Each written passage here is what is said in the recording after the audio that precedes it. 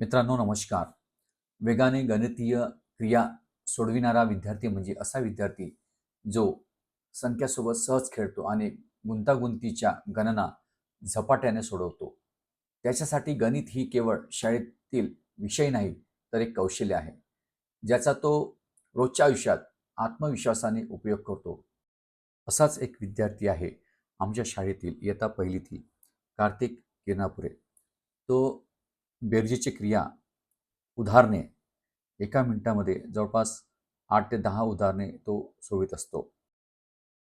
हा जो विद्यार्थी आहे, तो आकडेमोडीत इतका प्रवीण आहे, की त्याच्या वेगाने गणिती क्रिया सोडवण्याची क्षमता पाहून सगळे अचंबित होतात.